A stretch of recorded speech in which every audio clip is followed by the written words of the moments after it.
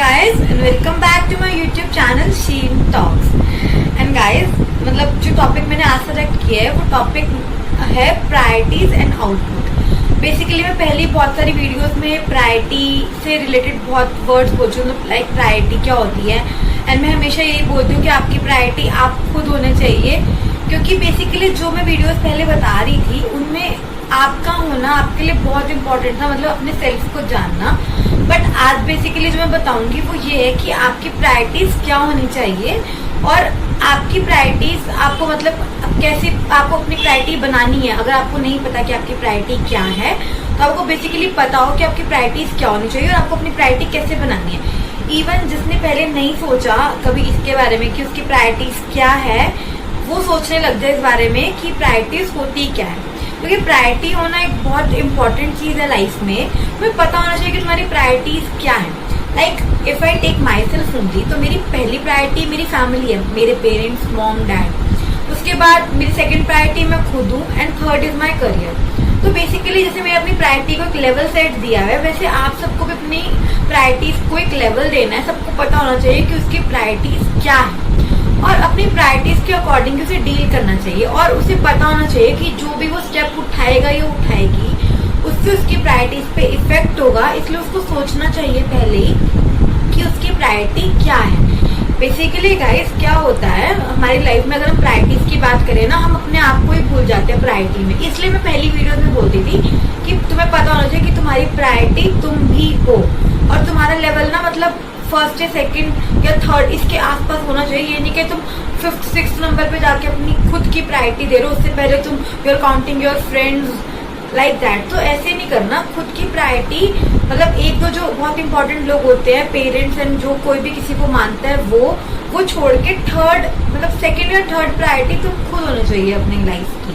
और तुम्हें इस बारे में सोचना बहुत जरूरी है। अब अगर हम प्रायोरिटी की बात कर रहे हैं तो हमें ये पता होना चाहिए कि कुछ लोग ऐसे होते हैं, इफ वी आस्क देम कि what we mean to them, तो वो कहते हैं कि तुम बहुत इंपॉर्टेंट हो मेरे लिए। और जब वो प्रायोरिटी गिनवाते हैं ना, उसमें कहीं ना कहीं प्रायोरिटी में आपका नाम भी होता है। मतलब जब वो बोल रहे होते हैं कि मेरी अच्छा फोर्थ प्रायोरिटी तुम हो, मेरी फोर्थ प्रायोरिटी या फिफ्थ प्रायोरिटी जो भी। बट क्या तुम्हें लगता है कि वो तुम्हें उस प्रायोरिटी वाली जगह पे जब फिफ्थ लेवल पे तुम्हें वो कुछ ऐसे करता है कि तुम्हें खुद लगता हो कि भाई हाँ तुम उसकी लाइफ में कुछ इंपॉर्टेंस रखते हो? तो ऐसा नहीं होता। Even when I was small, मतलब बैक 2-3 years ago, मुझे भी नहीं पता था। मैं मॉम डैड को प्रायोरिटी में गिनती थी, उसके बाद मैं कभी खुद को गिन ही नहीं पाती थी।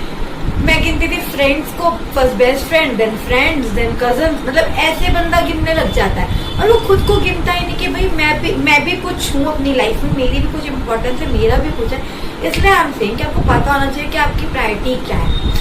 और गाइज अगर मान लो तुम्हारा कोई फ्रेंड है, ही आस्क फ्रॉम यू कि उसकी तुम्हारी लाइफ में क्या प्रायोरिटी है, तो तुम झूठ मत बोलो नहीं है तो नहीं है भाई। तो नॉर्मली एक बंदा है मेरी लाइफ में, ऐसे कोई मतलब मेरी कोई इंपॉर्टेंट प्रायोरिटी लिस्ट में तेरा नाम नहीं आता, तो मैं ऐसे डायरेक्टली बोल सकते हो। मे भी उसको झूठ बोलना कि तू तो मेरी फोर्थ प्रायोरिटी लिस्ट में फोर्थ प्रायोरिटी पे आता है या फिर फिफ्थ पे आता है, something like that.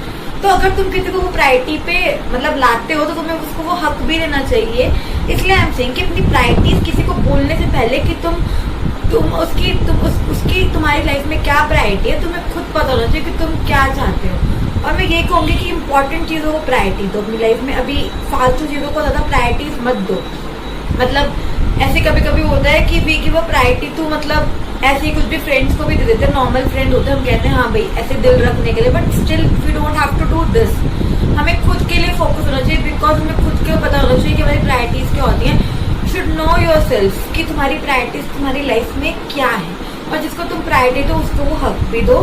And guys ऐसे किसी को गलत मत दो कि तुम बोलो कि तू ये मेरे लिए स्टैंड कर दे, तो यहाँ पे मेरे लिए स्टैंड कर दे, बट तुम उसके लिए कुछ कर ही नहीं रहे हो। उस बंदे को ऐसा लग ही नहीं रहा कि तुम उसके लिए कुछ कर रहे हो, तो वो प्रायोरिटी कहाँ से हुई? तो कितना नेगेटिव इम्पैक्ट जाता है तुम्हारा। ही और she will think you are a liar, you are not a good friend. तो मतलब बेसिकली किसी को अपनी नॉर्मल बंदे को या एक फ्रेंड को भी ऐसी प्रायोरिटी लिस्ट में मत जोड़ो। अगर तुम जोड़ रहे हो तो उसको वो सब दो कि उसे लगे कि हाँ भाई तुम उसकी प्रायोरिटी हो।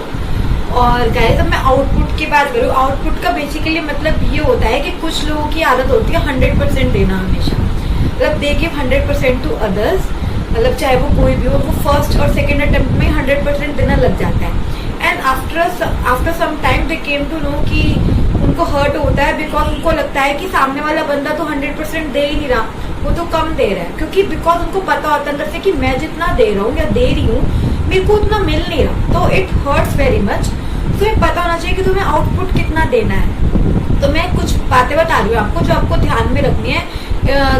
जब तुम्हें कोई लाइफ में नया फ्रेंड या नया पर्सन मिले तो तुम्हें क्या ध्यान में रखना है। फर्स्ट थिंग इज दैट कि तुम्हें मतलब पहले 1-2 दिन या फर्स्ट वीक में किसी को 100% नहीं देना। मतलब तुम्हें पहले उस बंदे को देखना है अच्छे से कि वो मतलब तुम्हारे लिए तुम्हारे 100% के लायक है भी या नहीं। ये नहीं कि तुम बस फर्स्ट अटेम्प्ट में ही उसको 100% देने लग जाओ और वो भी हाँ भाई 1-2 वीक से ऐसा 100% तुम्हें दे बट बाद में ना दे, बट तुम देते रहो रेगुलरली, तो it will hurt you very badly. तुम्हें पहले ही सोचना है कि तुम्हें किसको 100% देना और किसको नहीं देना।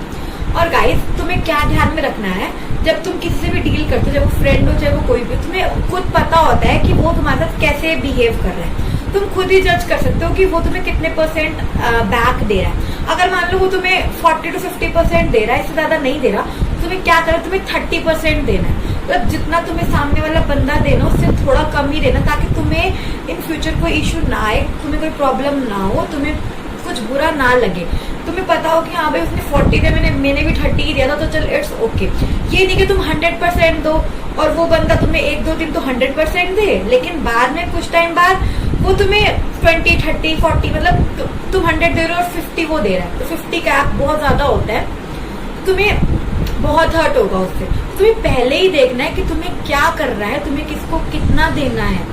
अगर मान लो तुम्हें मतलब तुमने किसी बंदे को आजमा लिया 1-2 महीना and then you came to know भाई हाँ यार मतलब अब तक ये 100% दे रहा है, इट मीन्स ये आगे भी 100 देगा, तो then you have to take the step to give 100% to that person.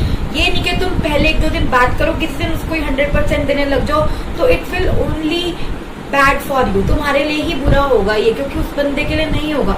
What he will say, what she will say कि मैंने तो नहीं बोला था मुझे 100% दे, तो खुद ही दे रहा है 100%।